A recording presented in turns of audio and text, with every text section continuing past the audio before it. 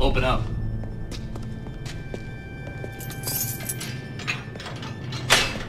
Thank you, Soldier. That'll be all.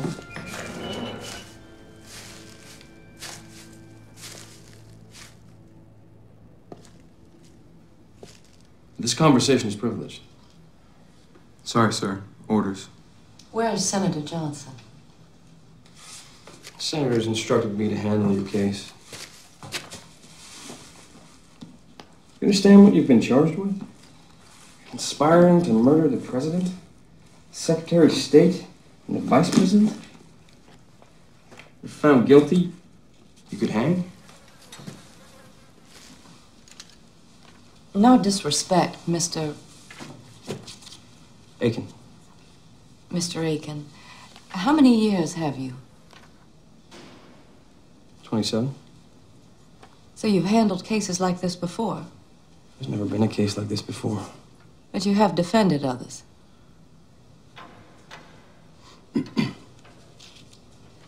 They've left nothing to chance. That's a scene where clearly the client and the lawyer aren't exactly on the same page. And Alan, your client, Moussaoui, had a famously difficult relationship with all of his lawyers. One of your colleagues was a bit heavy-set. When Moussaoui was writing his own court papers, he called him a fat megalomaniac on repeated occasions. One of your colleagues was Jewish. He called him a Zionist bastard. I believe he referred to you as a geisha on more than one occasion. But of all the lawyers who represent Moussaoui on that team, you probably had the best relationship with him. Take us inside that cell and give us a sense of how you established that relationship and what the content of your conversations was like over those many months of representation. Mr. Moussaoui and I had a very strange relationship. He disliked me, he didn't trust me, and I was the attorney he hated the least. So he had to deal with me. We spoke a lot about things other than his case. I would spend 6 to 8 hours a day with him, 7 days a week for several years. So we got to know each other fairly well, but really didn't get to know each other at all.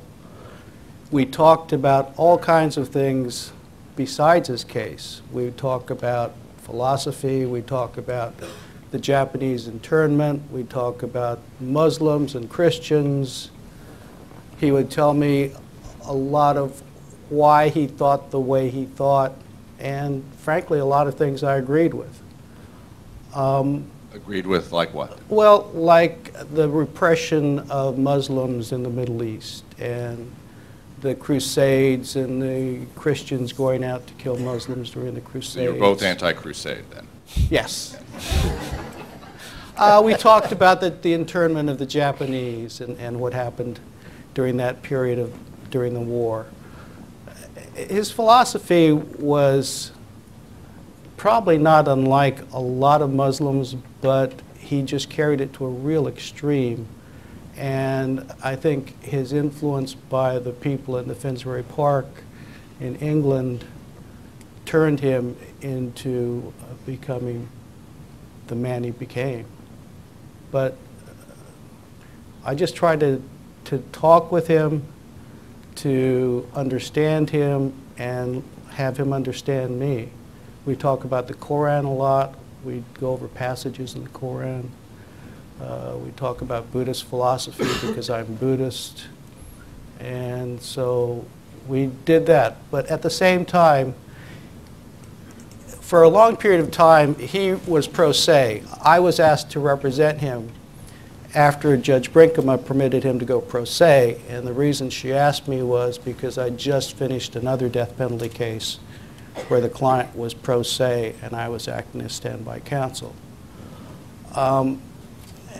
And he never revealed what his strategy was going to be while he's acting pro se. And it's a very strange relationship because he had standby counsel. It was me, the Federal Defender's Office, and Ed McMahon. So he had 5 attorneys plus paralegals plus staff working.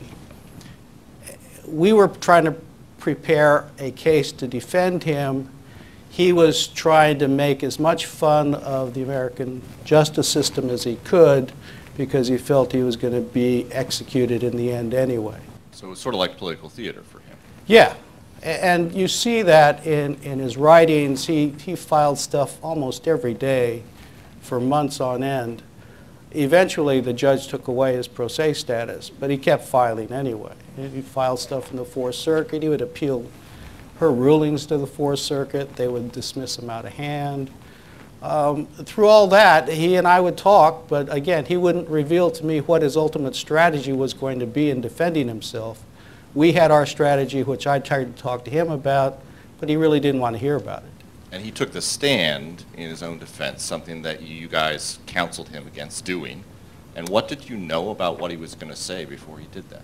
I knew absolutely nothing because he said to me, I asked him, what are you going to say? Do you want to go over your testimony? He said, no. You will hear it at the same time everyone else hears it. So that's what we heard. And just for those who cannot recall it, recount what that, in essence, what that testimony was. I can't even remember what it was. Essentially, he admitted to being part of Al-Qaeda. Which he had done previously. Which he had done previously. And the problem was he would admit to things that he later would say he didn't do. At one point, he was trying to call himself the 20th hijacker, that he was supposed to command a 5th plane. Another point, it was that he was to take part in a second wave. So when he took the stand, we had no idea what he was going to say. And we'd already counseled against him entering a guilty plea because we thought he had a defense, but he refused to listen to us. So